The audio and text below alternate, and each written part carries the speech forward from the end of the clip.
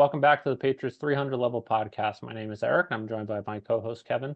Welcome back for our 74th episode this week, where we'll be giving some breakdown of the Patriots training camp, as well as their first two preseason games, and then discussing some current expectations for the team for this upcoming year. Make sure to follow us on Twitter and Instagram /X at Pat's 300 Level Pod for up-to-the-minute updates and commentary on news of the day, as well as at our website at pats300levelpod.com, where we're really hoping to be getting some blogs out in the coming weeks. I know we say that a lot, but hoping One as the day it will season comes happen. on. We're finally in football season, so hopefully we have some ideas of what we're going to be writing. So those hopefully more to come on that. Yeah, So and Kevin, one yep. other thing that I forgot to put in here. Make sure if you are on TikTok, also follow us on TikTok at Pat's 300 Level Pod. We've been doing a lot more content on there, a lot more short form clips, a lot of memes sort of things, getting some really good interaction there. So follow us on there if you're on TikTok as well. I would love to have some more followers and have that count go up too. All right, so take it off, Eric. So Kevin, what are your thoughts on training camp this year? Definitely a new training camp atmosphere vibe with the new coaching staff, new regime. Years past, you could kind of assess how things were going, what players were doing well, which had a higher likelihood of making the team just based Mhm. on 24 years of seeing how things went. What was your thought? I know you went to a few training camp practices. You've been closer to it. And then also just from us following all the media and reporters, what are your thoughts on training camp? What has stood out to you so far? And also, what did you see when you went to the practices? Yeah. So I think that's like one big thing that you pointed. It's kind of hard for us and really everyone to really know exactly what's going to happen kind of going forward from as far as like roster construction, final 53. Whereas under Bill, you kind of had an idea of who was going to make it, who wasn't. Pretty much who was practicing, you could tell was who was going to play and where they stood in line. Whereas with this roster, and the good people, I don't know why you're laughing, but I really don't know. Like they could be practicing someone out there, and then maybe they're like, oh, we're gonna do this opposite thing. So we honestly have really no idea what they're gonna really do, because it's their first time together, kind of manning the ship and having their plan. I think one of the kind of that I think every year usually there's that camp standout, or I have my kind of binky player that I love for no reason whatsoever. And usually, Um, just a disclosure, usually the ones that you love end up not panning out. oh, I So fully admit that. I know, like going just into giving it, the I'm reader gonna be some or the listeners some expectation yeah, go. to if Kevin gives them some stars, it's usually the kiss of death, so stay away. Yeah, it's something that's I think kind of born into me with Yeah. our dad and what he's done with us. Where back in the day when we were going to training camp, with Rohan Davey, I was like, watch out for this guy. He's got a cannon of an arm. Bethel Johnson, this guy is the fastest guy you'll ever see. And the last few years, Taekwon Thornton, I told my daughter, look how fast this guy is. Like he's insanely fast. This year, Joe Milton, I am all aboard the Joel Milton train. I am ready to hurt because I know I will be because he's probably not going to be in the league in like 5 years. But I am hoping with all of my hope that this man can turn into the next Cam Newton. And maybe not for the Patriots. Hopefully we hit on Drake May. But everything I see and watch of him, I love. Like he's loose on the field. He's got the strongest arm I have ever seen in my entire life. Um, he's fast, he's strong, he runs over guys. He's 6'6", 250, 260 pounds. Like he's a monster of a human being. And he's out there at practice dancing around, jiving around, having a good time. And looks like he's really loose out there and having fun. And I just love to watch that. So, He's six um, five, 245. yeah, so he's And I huge. don't He know why just it just clicked with me, but typically the players you like are like Al Davis, prototypical Al Davis guys. Strong arm, fast, always a bust. So I feel like also growing up, you're also a John Gruden fan too, back when he was with the Raiders and then the Mhm. Bucks too. But Still a John Gruden fan. I yeah, don't like some of the things that he did, but um, It just in made me think of general. that. Like, you like the raw talent that the players have, but a lot Hmm. of times, based on where the Patriots are picking these players, there's a reason why they fell to them. And a Yeah, lot of times they're just going with hoping that they can all put it together, coaching it up just based on that pure athletic talent and ability. yeah. And then one caveat I have on Milton is you can all ignore his game two film. The offensive line was terrible. There was nothing out there to see for him. So the other kind of thing is kind of players to watch out for from when I was at camp, and then even throughout watching kind of some of the preseason games. They may not make the team, but just some guys to watch out for, some bubble guys that really kind of stood out. Where it was Pettis, the safety slash corner, um, rookie. He really kind of popped. He had some good tackles, good tackling skills, had some hard hits too, and was always kind of in there in coverage. He didn't really seem that lost. And then David Wallace, everyone knows of him. But I'd like to say I was kind of on him first. I texted Eric when I was at practice before anyone was talking about him, before the preseason games. I was like, watch out for this number 30, David Wallace. Eric was like, who the hell is that guy? And then I was like, he's shifty, he's quick. This would We'll be a go back to typical, the receipts. That was August 2nd that you texted me that. yeah. So 3 weeks Um, ago. and he would be someone the Patriots would typically carry, at least on a practice squad. Um, we don't know Yeah. how this regime will kind of treat that. So, And given the log jam at receiver and especially young receivers, how there's what, four rookie slash second year players mhm, that are vying for a spot, also Tyquan Thornton in the mix. mhm, Chances are you'll be carrying four second or rookie second or third year players. It's unlikely there'll be a spot for him unless there's a surprise cut mhm. that we're not expecting. But again, like you said, in years past, depending on what the receiver room looks like, or even practice squad especially, he seems like someone that the Patriots would try and keep around if possible. Yep. So that was kind of thoughts there. Wasn't anything majorly, I feel like, different from watching them throughout camp. It was a lot of the same stuff. The one thing that was different would just be how they're handling. We'll get into this with the Brissett May talk, so I won't talk about that yet. But it's kind of the way that they're handling the reps for that. It is nice to see that Zappy's getting pretty much no look, so that makes me Yeah. happy. So, um, but yeah. And he's one that I'm actually interested to see what happens with him. I don't see any way that he makes the 53-man roster, but I'm wondering if he's someone that they plan on bringing around on the practice squad just as insurance in case Jacoby Brissett gets hurt and Bailey, assuming we'll talk about this in a little bit, but assuming Brissett is the starter and they Mhm, don't think May is ready yet, if Brissett gets hurt, they have someone that they can elevate and Zappy, who again hasn't played under Van Pelt before, mhm, but he's started in the league. He's won games as a starting quarterback and for this team. So I wonder if mhm. that's something that why they're still keeping him around, even though he's not getting any reps in practice. Usually you keep a fourth quarterback to just get some reps so you rest the other quarterback's arms. If they're not doing that and he's still on the team, I'm wondering if that's why. Yep. Yeah, that's something I kind of wanted to get into with the Brissett stuff. So we can get into that in a little bit. Preseason games. So first game, again, we'll get into, I think we'll kind of cover this more for May, the six snaps, and what we kind of thought about that. We could talk about that afterward. But anything in the first kind of two games, what your takeaways were, besides the kind of quarterback situation? Yeah, the thing with preseason is it's tough to really get a good gauge. If you see players making plays, that's always a good thing. But the thing with preseason is typically you're not game planning for your opponent. A lot of times in the preseason, especially nowadays with the decreased practice reps, a lot of times starters aren't playing. So it's usually second string, maybe third string guys. It's tough to really see how players are reacting against the talent that they'd be playing in the regular season.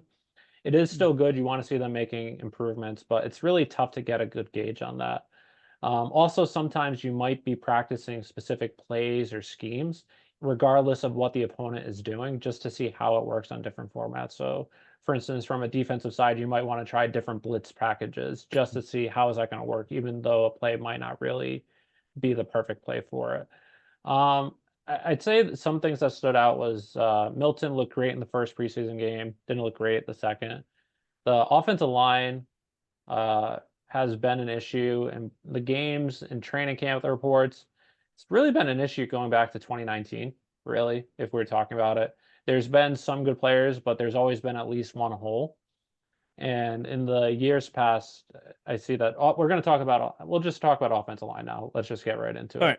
In years past, I know that the offensive line last year was an issue, and people talked about, oh, well, how come the Patriots didn't get a right tackle in the offseason? Well, they did get Riley Reef, who was projected to be their starter. They had Trent Brown as their left tackle when healthy and motivated, which is again a big if slash when. He is one of the best left tackles in the league. But they brought in Riley Reef. He got hurt. They brought in Calvin Anderson. He almost died literally. And then they were stuck with third string right tackle. So that's part of the reason why They also they're had Connor McDermott that was hurt. yeah, Connor Too. McDermott was hurt and he played pretty well the previous year. So they're really down to their fourth string right tackle. And I know a lot of us, including us, one of our biggest gripes with Bill over the last 3 years is why isn't a one you playing right tackle? And then they finally made that switch halfway through the year. And then it seemed to help the offensive line just because you had those issues at right tackle and then also at left tackle when Trent Brown was hurt slash giving up. Um, this year, though, going into the offseason, you were hoping that they would address the tackle spot. And I mean, they did bring in Okafor, who has some starting in the NFL at right tackle, but hasn't started at left tackle. They drafted Caden Wallace in the third round, but a lot of times when you're getting later in the draft, sometimes you do find studs in the middle of the draft, like Joe Thuney, Shaq Mason, Dan Copen. But again, you can't. It's David not always Andrews was reliable. undrafted. David Andrews was undrafted. What's his name? The center Brian before him. Stork was a Yeah, fourth Brian Stork round was a pick. seventh round pick. Seventh, not fourth. I thought seventh, maybe fourth, but I'm pretty sure seventh. But anyway, you can find those guys, but you're not putting all your hopes that someone you draft in the middle of the round is going to be a starting left tackle or right tackle day one. So looking at it, we see the offensive line is still an issue. And if anything, it's worse than last year because you still have no options at left tackle. And then they moved when you fourth round. Fourth round? You son of a bitch. They moved you back to guard, which again, when they signed him, extended him, they said he's going to be a right tackle. And they also said they signed him at that because he was the best right tackle in the market, they thought. Exactly. And then they move him to guard. And I understand he is a better guard than he is a tackle. He's probably a top 3 guard in the NFL, but he's probably a top 5 to 7 right tackle in the NFL. It's better to have a good slash great right tackle and an average guard than it is to have an elite guard and a below average tackle, especially when your left tackle is even a bigger question mark than your right tackle. So again, I don't understand what they're doing there. They have depth interior. CDSO was great last year. They have Layden Robinson, who's been playing excellent in training camp in the preseason. They have Leverett from Tampa, who's shown pretty good. He's playing backup center, but also backup guard. He's an option too. You have options there. So it doesn't really make sense to me why you're going in with essentially no tackles. And then you're going to have one of your better offensive linemen on the bench or two of your better offensive linemen on the bench just because you're moving a 1U back to guard. So that's something going into the offseason you had to address tackle. And if anything, the tackle situation got worse than last year, even though that was probably their biggest priority outside of quarterback.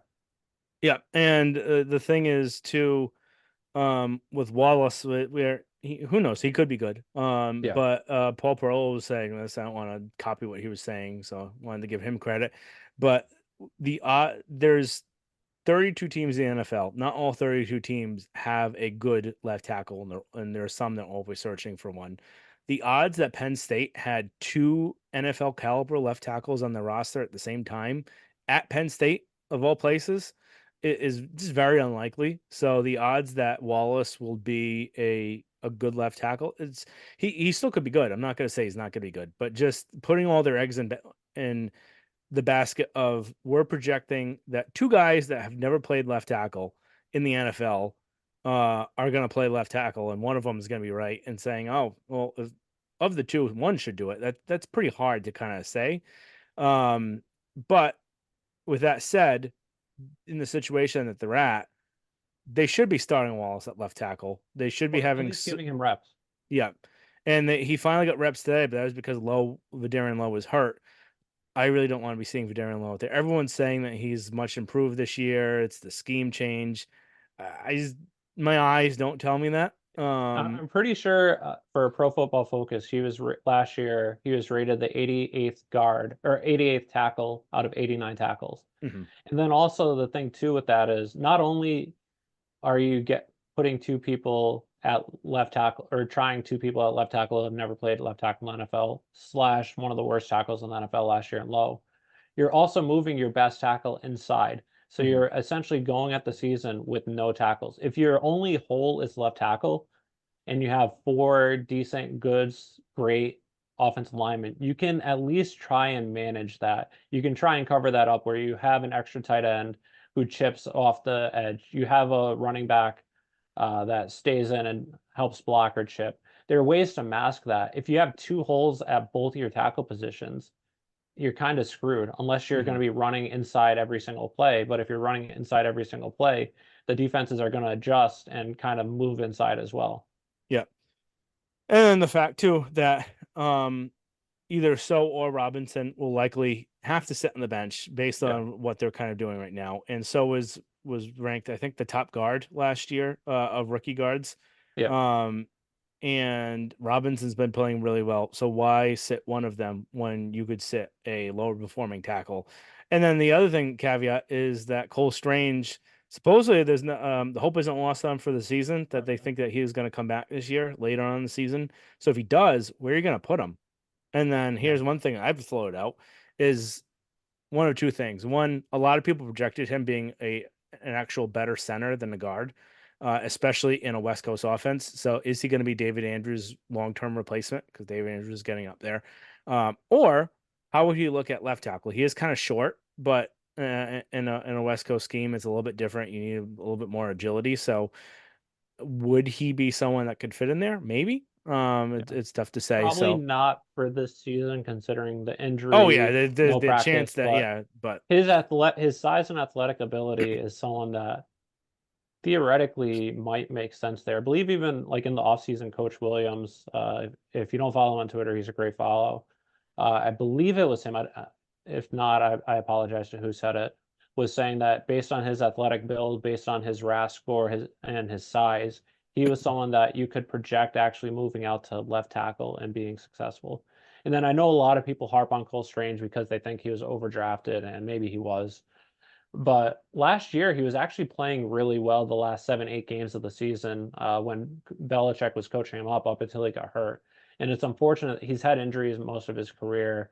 And also the fact that he was possibly overdrafted and drafted ahead of other players available on the board makes fans try and dislike him. And I get it from a fan perspective, but he was actually playing really well. One of the better guards in the league the last 7, 8 games of his season before he got hurt. yeah. All right, let's move on to the what I think everyone wants to know, the Brissett May kind of topic. Everyone's been talking about it. Everyone has opinions, and everyone's either they think they're 100% right, everyone else is wrong. No one's kind of meeting in the middle. And so we'll talk our what we feel is 100% right, and everyone else is wrong. I don't So know if I'd say it's 100% right, but we'll give our, at least I don't think that's the case, but all right, do you want me to go first, or you want to go first? I can go first. All right. So I think the biggest knock on Drake May back in college, especially last year, was when plays broke down, when the offensive line was in bad situations, when the receivers weren't getting open, which was often because his offensive line wasn't good and he didn't have a lot of receivers for most of the year. He kind of improvise it. He'd make bad habits. He'd throw off his back foot. He want to step into throws. He would go scramble and try and do everything. Essentially, a combination of like Mac last year or Josh Allen when he makes ridiculous plays that don't end up well. But May was successful partially because he's more talented. He's very talented and has a bigger arm than Mac Jones. But he's also facing lower D1 competition. So he's still D1, but not in the SEC, Mhm. not in the Big Ten, facing lower caliber talent. And the concern, at least for me, is if he doesn't fix his fundamentals, doesn't fix his footwork, if he thinks he can make those plays in the NFL, we're going to be seeing similar things from what we saw last year with Mac Jones, what the Jets saw with Zach Wilson, where even Zach Wilson is much more athletically talented than Mac Jones, but he tried doing those things and just was awful, awful, awful. Hmm. So that's the biggest knock. Whereas if you sit him this first year, help him learn how to read defenses, how to read schemes, know what you're seeing, know how your guys are supposed to be running their routes, and then also working on your fundamentals and getting your fundamentals essentially into just muscle memory where you do it without even thinking. He'll be set for year two. That's what I've been thinking. So my initial thought going into the season, even before training camp started, before mini camp started, was to sit him at least most of the year. I was looking at it. The bye comes in week 14. So my thought is if you are to start him this year, start him week 15, where he has 4 games to end the year. At Arizona Cardinals, then at Buffalo would be a tough game. Home versus the Chargers, a younger team, and then at home against the Bills to end the year. So you have 4 games to get some against some good NFL competition. Probably Buffalo will be a playoff team. So that's my thought. If you do play him at all, sit him for most of the year. But again, I'm not saying that's 100% the right decision. CJ Stroud last year stepped in week 1 and was excellent. Justin Herbert, his rookie year, he didn't start week 1, but he started, I believe, week 5 after Tyrod Taylor got hurt because the team doctor punctured his lung. But a lot of Justin Herbert, his last year in college, the comps were very similar to what they were saying about Drake Maye, where he was doing similar things where he had his offense line got worse, his receivers got worse, and he was making similar type plays. But he started very early on in his rookie year and actually played really well, except when he played the Patriots. So not saying it's 100% the right decision, but the team has to know if you're making the decision to start him, you have to be 100% certain that it's the right decision. You can't say, oh, I think it's the right decision, and then be wrong about it, where week 4, week 5, week 6, he's making the same mistakes and compounding. He's losing his confidence, similar to what Mac Jones did last year. Mm-hmm. And then you have to bench him. If you have to bench him after starting him, it's just going to worsen his confidence, his progression, or his development. So you have to be 100% certain when you're starting him is the right decision. So that's why my thought is at least the first 13 games, probably the whole year, but that's my thoughts. Yeah, no, I agree completely. And I think it's something too, where Bill was on McAfee, and we'll get into him in a little bit with the summer Bill. But Yeah. one of the things that he was talking about with Bo Nix that resonates really well with the Drake May situation is that you have to know that he's ready and that there's no looking back afterwards, Yeah. where you can't bench him or it's going to do more harm than good. So you're going to have to ride him out for the rest of the year based off of everything that I know from watching him when he was at UNC. I watched a lot of UNC last year, knowing that we would have the chance to get him. Um, just like you said, he looks like a better physical, a, a better physical Mac Jones last year. Last His year. footwork, yeah, Last year. Yeah. where he was making a lot of the same mistakes that Mac would make, but he was getting bailed out, like you said, because he's much more physically talented. So there's throws that he can make off his back foot with just his arm that he can still get in there and get in the right spot. But there's going to be times in the NFL it's still not going to work because there's going to be better corners, better coverage, that sort of stuff. So that's the thing I'm worried about the most, to kind of change footwork and change habits. I, I'm not an NFL coach. I don't know how long it takes to ingrain that into somebody. I don't think it's just a training camp. I think it's got to be months. So maybe 2 or 3 months worth of consecutive work and building off of that and learning, especially learning defensive coverages and learning the playbook and learning Yeah. everything that comes along with that. The NFL, he was wasn't even in the SEC. So like you had said, he had lesser competition and lesser coverages the amount that he's going to have to learn is just a lot. So is he going to be able to learn that all? Yeah, who knows? Maybe he's going to be able to. And maybe that's something to say, oh, he knows everything right now, or he knows enough where he'll get by. And we could run like some vanilla stuff for him, put a lot of stuff that he liked in that was from UNC, and he'll do fine. We could slowly build him up that way. But the way the offensive line is and everything else, I just don't have faith that that would happen. The one thing I'm also worried about, and we'll get into this a little bit, is do you have the proper people there knowing to know if he's ready or not? You have Mayo, who's a first year head coach who never touched the offense before. You have AVP, who was fired from the Browns and is still being paid by the Browns. And then you have Ben McAdoo, who's supposedly a QB whisperer, but I don't know. I can't get over his haircut. So like, and what happened with the Giants. So yeah, do you have, and maybe they do, maybe they have the right people there that can make the right decisions, but it's just another thing to the list of is better to play this safer because they're not going to win this year. They're not going to do that well this year. I hate to break it to anyone that had any hope. They're not going to be winning a ton of games this year. And maybe they do. Maybe they're going to surprise a whole bunch of people, but they're probably not. This is all about getting you to 2025. The whole plan should be not whether or not you start Drake May because Brissett is playing awful and he sucks and he looked awful the other night.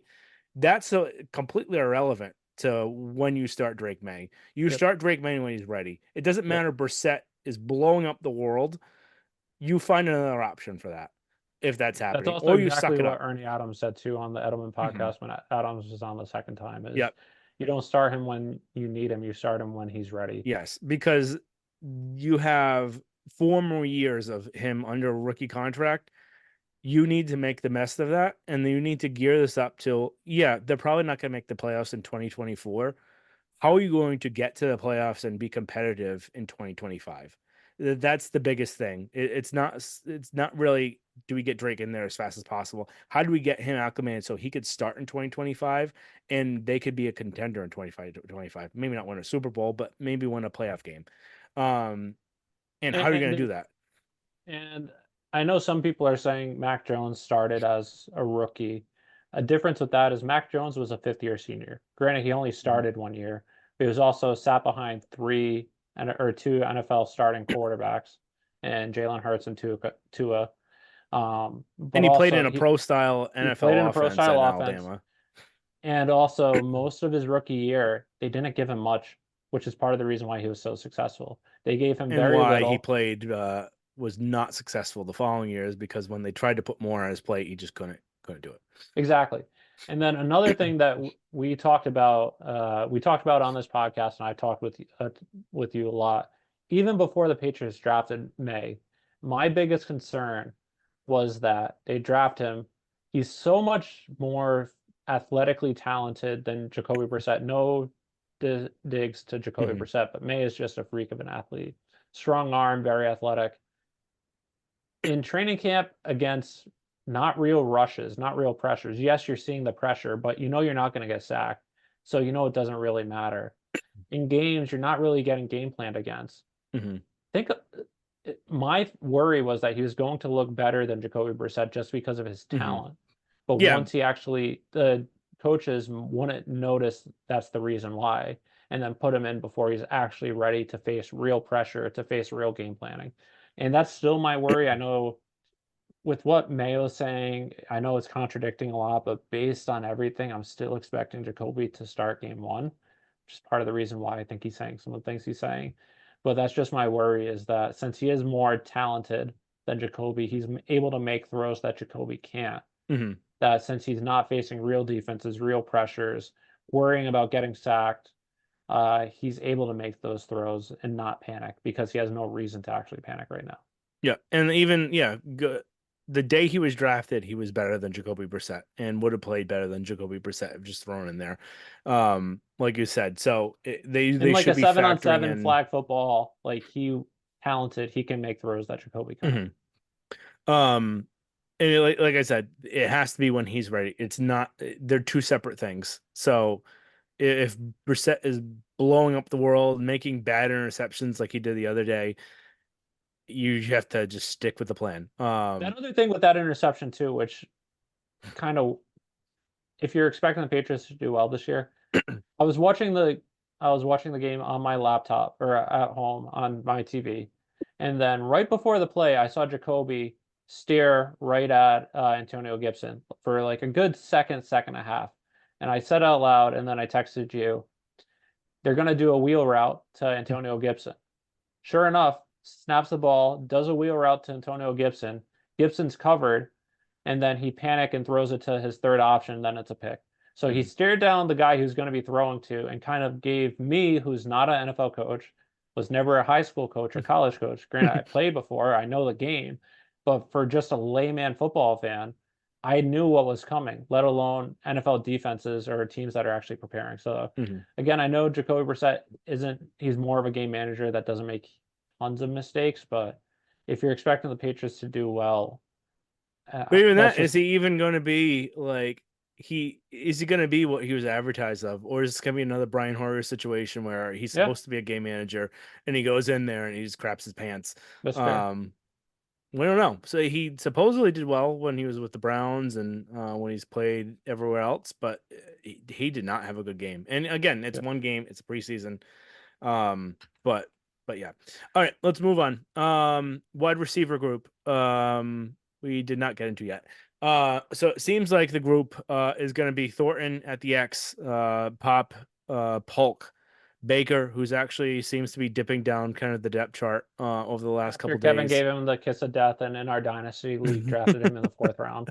So once he drafted him over Jalen Polk, I kind of knew it was over for Baker. Yeah. Osborne, born on the pup, and then we all think that they're going to carry 6 wide receivers. Yeah. My guess right now is it's going to be Rager just because he's been repping a lot with the first team, and he was again in the preseason 2 game. It could be Booty instead. Yeah, I'm Booty hoping has had that a really, really good camp. he has. He's looked what I was hoping for him to look like last year. Yeah. But again, he had a good camp last year, and then barely saw the field after the first game. So yeah, that's another thing to keep in mind. Does he have so the kind of what I would like to see instead of this isn't that much different because there's not really much to change, but because you know that this year is not for this year, it's for 2025. I would rather, and I just who knows about Thornton? Thornton supposedly he has a good camp every year. He can't run a route. And he struggles with press coverage. Is that going to change with a different wide receiver coach? It might. So maybe he is actually going to do better this year because maybe Troy Brown just wasn't a good wide receiver coach. So I will give them that. If he doesn't improve or isn't improved, I would have rather seen so Pop, Polk, Baker. I would still have Osborne. Just you need at least one a veteran out there because no one else would be a veteran on there. And then cut him once Bourne came back. And then Booty, and then I would have either Wallace or Rager. I'd preferably have Wallace just because he's younger and he has more to kind of build with. Whereas Rager, you know what you're getting. You're going to be getting someone that has bad hands but is fast and can run really good routes. So probably basically the same guy as Baker right now. So we'll see if that changes at all. But yeah, what are your thoughts? No, I agree. I like Booty, so I hope they keep him. But you saw Rager last year was a difference in the kick return game, and that's something that the Patriots haven't had for kick returns really in years. Bethel Trying to think who Johnson. was like the last great kick returner for them. Like, was there anyone after Bethel Johnson? They've had really good punt returners, but actual kick returners, like I'm trying to think if they really had Oh, they anyone. had Deion Lewis. Dante Stallworth. Oh yeah, Stallworth. You're right. You're right. So I guess they had one, but really they haven't had a ton. So you saw that last year with the new kick return rules. That might be a way to get him on the team, but I hope there's a way that they can keep Baker, or not Baker, keep Booty. I hope they keep Yeah. Baker. And then it's definitely going to be interesting to see with Thornton. I know it's quote unquote, according to some in the media, a new regime, but pretty much everyone in the front office are the same people that were there in years past and were And part of that the wanted him. So that's the yeah. other big They're the thing ones that where ultimately pushed for guys like him, for guys like Cole Strange, guys. So Yeah, It's and then if interesting. you that actually brings me one big thing I want to bring up because I don't know if we brought it up. We probably have when we were defending Bill, but Yeah, Coach Williams had brought this up a couple times. You look at that 2022 draft, um, and you look at Thornton, you look at Strange, you look at a lot of the guys they drafted. It's a very big change from how Bill would have normally drafted, yes. and you could tell that this regime had their fingerprints really pretty much all over it. Mostly probably Matt Groh rather than Elliot Wolf, so maybe that's But one Matt little Groh is still difference, in that but Matt same. Rowe is still in that same position. So why are they going to give up on someone that they really believed in? Even though they did give up on Juju, but it looks like Juju's kind of shot. So that's probably why. But it's someone that both of them wanted, those two wide receivers, and do they really have the right kind of knowledge out there for that? Exactly. All right. Defense. First thing, trade of Judon. What were Yep. your thoughts on that? I can go first because I think you talked about the wide receivers first. Yeah. Um, and actually, no, maybe I did, but who cares? I'll go. So I don't mind the trade. Because I was saying before the season even start, well, before even the draft, that you're going into this year knowing you're not gonna win. Yep. And they might as well get something for him because he's a 32-year-old edge rusher who has value and was hurt last year. And are you really going to have any benefit of playing him this year rather than having the chance for like the younger guys to take over? So I would have traded him. My one gripe with them is that they should have traded him before the draft and they should have kept any of this contract disputes in house where they didn't do. And they kind of made themselves look foolish out there with him sitting on the trash can showing everyone up, and this would have never ever happened with Bill, or he would have been gone the next day. It's not something that you kind of allow, and you The need to public make. outburst never would Yeah, happen. Not saying that the Judon's contract not thing getting happened traded. all the time, but it Yeah. happened behind closed doors. He never made a scene. Uh, and if anything were to even happen, they would be gone right away, and they would have made an example out of him. Yep. But they kind of just let everything happen, let him come back, and then trade him afterwards. They got good value, I think, for him. A third round pick is pretty much all you could have ever kind of hoped for because I was a lot of people thought it'd be more like a fourth or a fifth, especially this late in the year. Whereas I think they could have maybe even gotten more value for him before the draft. And you will have also been able to get a player for this year Yeah. off of Yep. that. So and maybe it would have helped kind of your draft stockpiling could have helped move up for more people or what have you and move around the draft a little bit more. That's fair. That was my biggest gripe. It was just when it happened and how it happened, rather than them actually trading him. I don't really mind trading him because that would be something too that Bill would have done, I think. Yeah. No, I agree. It's sad to see him go. He has been the first 2.5 years was the best player on the team for two and a Hmm. half years. One of Came my in, made favorite an players still. yeah, came in, made an impact, was very outgoingly pro the organization. Hmm. I do have his jersey, and now that he's gone, the last active player I have is Kyle Duggar, but I got it his rookie year as a Christmas gift right before he changed his jersey number. And the NFL's jersey exchange policy doesn't cover players changing their jersey. So I didn't even wear it until, and then he changed his number. But that's besides the point. But he made such an impact on the team. He was well rounded. He did fall off a little bit towards the end of both years just because he was so high impact, high motor to begin the year. But sad to see him go. But like you said, with the contract gripes, I'm not surprised. Also, given his age, given his injury that he's coming off of, I was actually surprised to see a third round pick. I was expecting to see a fourth or fifth, like you said. So value wise, it definitely makes sense. But like you said, the whole contract out in the open, not only out in the open where sometimes players have gripes with the contract. He even did last year. But the thing with Bill is, yes, players can hold in. He talked about that actually on McAfee this week, how players can hold in, and there's not really much you can do about it because they're saying, "Oh, I have an injury" or something like Hmm. that. But if you're holding in, he's not going to let you on the practice field. He's not going to let you be seen by the media and then give them an avenue to show up the team, show Hmm. up the coach. And not only that, since this is both Mayo and Wolf's first year, and Judon is one of the leaders on the team and has been for years, it's kind of showing that, at least to me, it kind of gave off the vibes that he doesn't respect them. And maybe he does, maybe he doesn't, maybe he's just upset that he wants his money. but Mhm. that's something you can't have, especially with guys that are new to their positions. So you have to establish your culture, and I'm still surprised that even after that happened, that outburst, he was still on the team for another week or two. Mhm. But he was also going on different podcasts saying how he wants more money, how the Patriots have the most cap space in the league. I outperform my contract. I at least deserve a raise, not saying Mhm. that I need like a boatload of money. And he was making fair points, but again, you can't be having that, especially talking out in the open. And that's Mhm. something that would have never flown under Bill. Bill 100% would have traded him, Oh, but yeah. he wanted to let it play out the way it did. Mhm. Um, Other kind of news with the defense, Barmore is probably out for the year just based Yeah. off with the blood clots. I was even And doing the math. Um, with blood thinners that you have to be on for blood clots, it's usually 3 months of yeah, therapy 90 at least days. that you have to be on. That would bring him to the end of October. And then he would have to kind of train up for it. It wouldn't really make any sense for him to really even come back if that's even the case. So he's probably out for the year. If not, he wouldn't be returning until December. And at that point, what's the point? Yeah.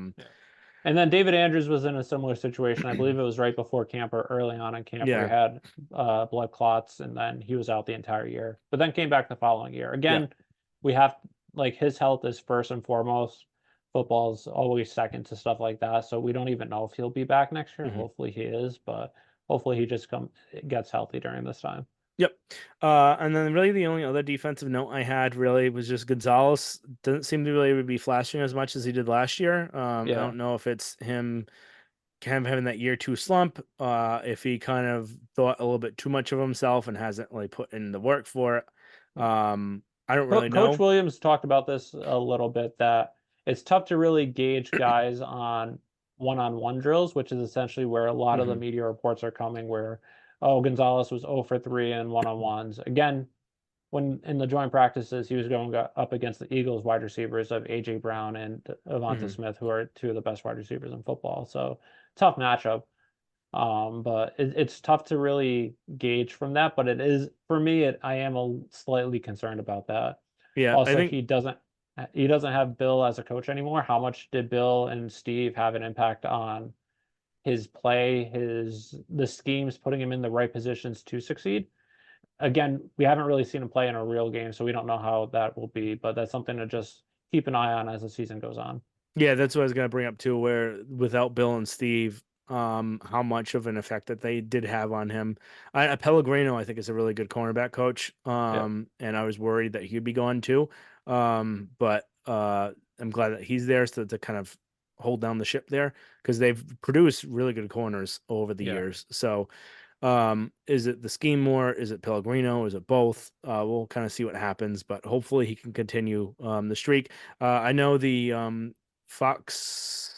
Oh, what are their name? Why am I blanking on their names? The Foxborough fellas. yeah. Their podcast. They had put out that FanDuel actually has over under for Gonzalez for interceptions for the year at 1.5. I think that's a steal of a bet by hammering the over on that. Um, so much that I thought it was wrong at first, but bet responsibly. I am not a betting advisor, but I Yes. would say that that is a pretty fair bet to go on. And then, And as we said earlier with Kevin's kiss of death, also keep that in mind too. oh, he'll tear his ACL in the first game. All right. So Gerard Mayo, what are your thoughts on him so far? We've given a lot of our thoughts on him so far after he was hired, after the draft, throughout the off season. It's not great. Again, he hasn't coached a single game, so we can't really know how he's going to be as a coach, as a schemer. But just what he's saying publicly is not ideal. He's saying something and then contradicting himself days, weeks later. And it's stuff that I think part of it might just be that he's new to the role, doesn't really know how to talk to the media. Bill never talked to the media, and part of the reason why that is he learned in Cleveland early on that even back dating to when he was with the Giants, he said something that was taken out of context by a reporter. And then when he was in Cleveland, he said stuff and then they would take it out. So like as he kept going, he learned more and more. Mayo never really talked to the media when he was in a coaching role. And part of what his, even just the whole new regime as a whole, I don't know if it's coming down from Kraft, if it's Mayo or Wolf or all three of them, but they're trying to be the anti-Bill and trying to do exactly the opposite of what Bill did. Again, you have to be your own guy. I'm not saying you have to be Bill, but you would think to learn some things from him. One of them was talking to the media, but again, if that's not your personality, it's not your personality. But It seems that it, he's trying to appease everyone that he's talking to and yes, doesn't actually have like a thought of his own yeah, and that he's easily persuaded. and my whole thoughts on the Drake May, Jacoby Brissett aspect is I know he keeps saying it's open competition. What I'm hoping and what I ultimately think is the case is that Jacoby Brissett is the starter and he's going to be the starter for most of the year. But the reason why Gerard's not saying that is he doesn't want to piss off fans that are clamoring for Drake May to start day one. So he's trying to prolong And I the think pain from also actually just that occurring. way it keeps a little pressure on Brissett, so that way Yeah, he can practice harder and then keeps the pressure on May. So you got to make sure that you're not just content with being a backup. yeah, I think that's 100% part of it. But I also think again, I could be completely wrong, but for me, from what he's saying, part of it just seems like he's trying to appease the fans that are hoping for Drake May to start. Again, could be Yep. wrong, but that's just my thoughts on what he said. Dan Kelly, who we had on our pod during the earlier in the offseason, he actually had a really good article back in June on pretty much all the missteps that Mayo has said, where he said something and then ended up contradicting himself or did the opposite, where we have cash to burn and then they don't burn the cash. And he said trading the pick to get a haul is how teams do it, and then they don't trade the pick. And he said, oh, you have to pick the best player available. If Bill had the pick, he would have traded it. So it's just stuff like that where it's more his mouth and what he says that's just like Oh yeah, he's running his uncomfortable. mouth all the time, Yeah, and it kind of sounds he's talking so much that sounds like he doesn't have anything going on in the top of yeah. his head. So again, I have no idea how he's going to be as a coach. I'm not optimistic per se. Part of it could just be influenced by just being bitter, me being bitter that Bill's gone and thinking Bill should have had the job. I am biased because I do like Bill, but also I am partially influenced by what he's saying. And if he's saying all this stuff, how is his scheming going to be when he never really was the one that was schemed? He's only coached for 5 years, all under Bill, only played under Bill. Hmm. Yep. No, agreed. I think the biggest thing, like if you want to move on from Bill and move on to someone younger, I wanted Vrabel to be the one to do it. They didn't want Vrabel because one, they already anointed Mayo. It would have cost $10 million to break that contract, which I don't think Kraft wanted to pay. And then the other thing was that they wanted someone that they can kind of control more, and Vrabel isn't that kind of guy. So I think that's Yeah, some big it's either reasons. you move on from Bill because you have someone in mind that you think is going to be the guy for the next 10, 15 years, which Vrabel, because of his age, could be, but he's also coached in different places where he's learned things. He's an experienced head coach and a Hmm. successful head coach. Or you go the complete opposite way where Bill, you've been successful. We had a great run, but we want to go on the offensive side, or we want to go a completely new direction. Again, Hmm. I want to agree with it, but I'd at least understand it. But moving on from Bill for a guy that you're hoping best case scenario becomes Vrabel, but is worse than Bill. No, he's only coached and played under Bill, whereas Vrabel played in Pittsburgh, played in Kansas City, in addition to New England, coached at Ohio State, coached at Houston. Again, he was coached under Bill O'Brien and Romeo Crennel, who were New England guys, but still they were their own guys that had their own schemes and systems in place where he learned things from all those different stops, whereas Mayo, again, only played and coached under Bill. Yep, and the successful coaches that we've seen from the Build Tree are ones that have coached elsewhere, Except for and Brian not Flores. I still yeah. think Brian Flores is a very successful head coach. I don't think he should have been fired. He's showing as a coordinator, he's still one of if not the greatest defensive minds in football outside of Bill. And then So, you also see kind of the Tua comments where some say that it's a bad look for Flores. I think it's also a bad look for Tua, just the way yeah. that he kind of handled everything, and it's kind of more of just a generational thing, I But think. again, too, looking back at it, Brian Flores lost his job because the general manager picked Tua over Justin Herbert. Hmm. I'd be pissed too if that was the case. Yeah. Again, he didn't know he was going to lose his job because they still won 9 games back to back years. But I'd be very pissed that I have Tua as my quarterback when I was clamoring for Justin Herbert and my the decision makers weren't listening to me. Yeah, no, agreed. All right, moving on. WEI news. So we like to kind of talk about some local media news here. Have another shakeup, and it's really pretty much just like rearranging the chairs on the deck of the Titanic before it sinks. Not anything really major of like bringing in talent or anything like that. So Gresham Foray, they were the midday 10-2. They are out. It sounds like they're canned or their contracts are up, and they're just gonna let them walk. I don't really, there's not really details about that. Still details to come from Cullinane and Boston Radio Watch. But Jones and Rich Keefe are going to replace them 10-2. So rejoining together. They were successful at 98.5 at night.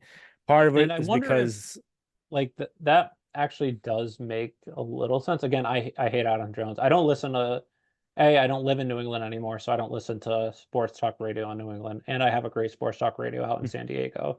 97.3 The Fan, also an Odyssey station. But again, they were successful at 98.5, essentially doing the Felger shtick. And but if they don't go against Felger, I wonder if again Zoe and Beetle are successful, but they're not Felger.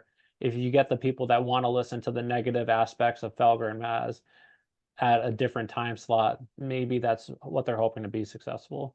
yeah, I just think that Jones and Keefe, their ratings were mostly contributed to the fact that people just weren't changing the dial from they were helped by Felco basically. Yeah, that's So fair. and that was a thing too with the WEI. Pretty much every other show was benefited by Kirk and OMF Callahan, was a good and show. OMF, yeah, OMF but their Middays was a good ratings show. their ratings suffered once Kirk was gone, and then especially once Jerry was gone. Once But both I of think them were that's gone. also because of the boycott of fans that after listening, after how it went down Hmm. with Jerry and Kirk, I think part of that too is why it went down. Hmm. So anyway, that's what they have 10-2. 2-6. Mega was out. She is now gonna just be a full-time writer. Jones has moved to midday. It's gonna be Arkin and Andy Hart. Rumor That's is that horrendous. Ryan Johnston, that if he doesn't get the Bruins radio gig, that he'll join Hart in the afternoon drive, and then Arkin will actually team up with Jones and Keefe can because he was also with them at 98.5 together. This is going to be a dreadful, boring show that they're just, we tweeted this out today. They're just signaling, waving the white flag. We're done. We're not even going to try because this is going to be one of the worst shows that it's going to be so boring. Like they have no personality. Um, it's not going to be great. And the only way I think to make it worse would be throw Andy Gresham there. But yeah, it's not gonna be good. I don't know what they're doing. I think they're just trying to rearrange things because they don't have any money. Because I doubt that they want to pay for anything. They were just going Yeah. through bankruptcy. They were bought out, but I can't imagine that George Soros, who bought them out, would want to be putting much money into them when they aren't doing well to begin with. And they have a program director that's hasn't been doing well. Yeah. Any other I'm thoughts, just or I'm just thankful I live in San Diego and I can listen to the best sports talk radio morning show in the country, Ben and Woods all right, on 97.3 The Fan. all right. Also, their pregame show for baseball, Sammy Levitt, is fantastic. Couple minor highlights. Summer Bill. Bill's has been kind of going on everywhere. He's got like 5 different shows that he's gonna be a part of this NFL season. Yeah. McAfee. He's He's been fantastic on he's McAfee been so far. awesome on McAfee. He's only been on twice, but absolutely fantastic. 100% worth 30 minutes of your time Mhm. every Monday. And then the other thing, Brendan Ayuk, they tried training for this offseason. It doesn't really seem like he's gonna get traded just based off of his kind of weird demands and Yeah, maybe contract situation. Pittsburgh, but after But it seeing the doesn't sound like, quarterbacks in Pittsburgh, why would you want to go there? yeah, now he's retrying to get re-signed with the 49ers, but I don't know if they were gonna pay him what he wants. So we'll see what happens with him. Yeah. Um, It's definitely going to be interesting for free agency next year, especially for a team like the Patriots, where yeah, they drafted 2 rookies, but they still don't have that number one wide receiver on the team. Where potentially wide receivers available, you have Brandon Ayuk. He'll probably be franchised. He probably won't hit the market open, but mhm, you also have T Higgins who won't be franchised. Again, I like Higgins, but I don't think he's a number one. He's a great number two, mhm. but I don't think he's a number one. Or CeeDee Lamb, who I'm really hoping for. Cowboys this upcoming offseason have Dak Prescott, Micah Parsons, and CeeDee Lamb all up for contracts. They're likely not going to be able to pay everyone unless they're just say, screw the future, get Bill, let's win in the next 3 years. But if CeeDee Lamb becomes available, the Patriots have 150 million in cap space next year because right now they have 50 million for this year and all unused cap space rolls over. You can pay CeeDee Lamb 40 million a year AAV. You can pay him 45 million AAV, which is what it might take just because of the taxes in Dallas, or there's no state income tax in Texas versus the 9.1% millionaires tax in Massachusetts. If he's getting 35 million a year, you might have to give him 40 or more. Yeah, you're probably gonna have to give him 45 because they might go up to 40, and then then you would need that's roughly like $4 million in taxes or so off the top of my head. Exactly, and you have the cap space to burn it. You still have a quarterback on a rookie contract for the next 4 years that can absorb that amount of money. And CeeDee Lamb is one of the best wide receivers in football. So if you can get CeeDee Lamb, I like Brandon Ayuk. If you can get either Brandon Ayuk or CeeDee Lamb next year, no matter how much you pay him, you have the space. You do it. Oh yeah, I would. My goal for next year would be completely overpay for either Ayuk if he's available, which he's probably not, or for CeeDee Lamb, which he probably will be unless they completely screw the future. Unless they extend Dak and Micah before then. Yeah, and between the three, CeeDee Lamb is likely the odd man out because you can get production from the wide receiver space with a lot of different people. You can't be successful without a quarterback. And Micah Parsons is one of the best defenders in the NFL. Granted, hasn't lived up to his full talent the last couple of years, but imagine Bill Belichick with him on his defense. He can put him wherever he wants and put him in the best situations. To be like the second coming of LT with Bill. Yeah.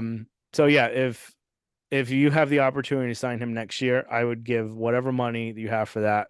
Use your top pick because you're probably going to have a top 5 pick next year and use the best available tackle and then just go from there. And then you're solidified at tackle. You're solidified with a number 1 wide receiver and you kind of go out and see what you could do and make a run for the playoffs. Your offensive line is all under contract for next year. Your wide receivers, if you get CeeDee Lamb or Ayuk, you have that number 1 wide receiver. You have some solid options in Pop Douglas. Hopefully Polk pans out. You have Ramondre and Gibson under contract next year. You have Drake May at quarterback. And you have most of the same defense next year, plus hopefully Christian Barmore coming back too. So if you get that offensive tackle in the top 5 pick and you get CeeDee Lamb or Brandon Ayuk, I don't think it's out of the realm of possibility that this team could be contending next year for not saying they're going to win the Super Bowl, but they could be contending for one. Granted, we don't know how the coaching is going to be, so that's another aspect, but it's not out of the realm of possibilities. Yeah, good. Or we could have Brandon Staley out there and they'll lose us 5 games and then we won't make the playoffs. So. Brandon Staley still made the playoffs once and almost made it twice. Yeah. All right. That was a really long episode. So thank you everyone for listening. If you do listen to the whole thing. So make sure you subscribe, rate, and review, follow us on Instagram, Twitter, TikTok at Pat's 300 Pod. And the website again, Pat's300pod.com. And will hopefully be blogs coming. Yeah, they will come eventually. We will talk to you guys next time. We'll probably do one more kind of podcast before the season starts of a kind of a season preview. We're hoping to get a guest on for that, and then we'll continue our kind of weekly podcast from there. And I think the big theme of that is pretty much going to be how they're looking, and if somehow Maye does start, how is he doing? And we'll kind of do the same kind of thing like we did with Mac his first year and do it with Maye this year. All right, so thank you everyone. Talk to you guys next time.